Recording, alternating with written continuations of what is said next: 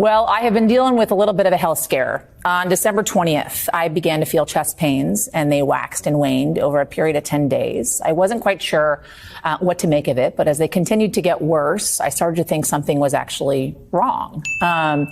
It was December 30th when I finally went to an urgent care and was told I had reflux. I didn't really buy it, but I was relieved it wasn't my heart. My body, though, was pretty certain not to believe the reflux. The next day, on December 30th, I woke up with severe pains both in my chest and in my left shoulder, and it was like a tightening in my chest when I took deep breaths. That got worse when I was laying flat. I knew enough at that moment to understand that it could mean, could is the key word here, that I was having a heart attack, especially because it was happening in the left part of my shoulder.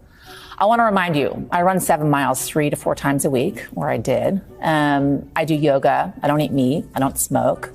I drink occasionally. Not right now, though, because my doctor tells me I can't. Aside from probably not getting enough sleep and working too much, I'm a pretty healthy person. But on that day, I was anything but.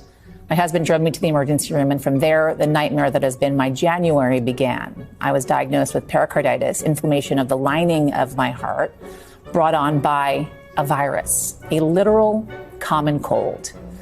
I also had fluid around my heart that had to be drained or else it could hinder the beating of my heart. I was hospitalized for 4 nights and transferred from a local hospital to NYU Langone here in New York City.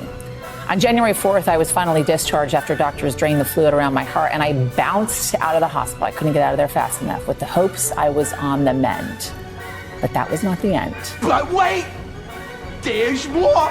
3 days later, I was readmitted when I felt a flutter in my heart, like a butterfly. It was inside my chest. They determined I had developed myocarditis, inflammation of the actual heart now, the heart muscle. I remember being shepherded through the emergency room and wondering, is this it? It wasn't, thank God.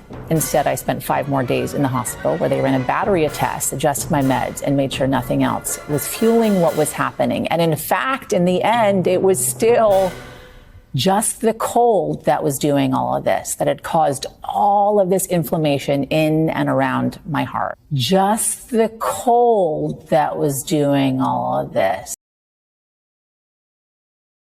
Are you stupid or something?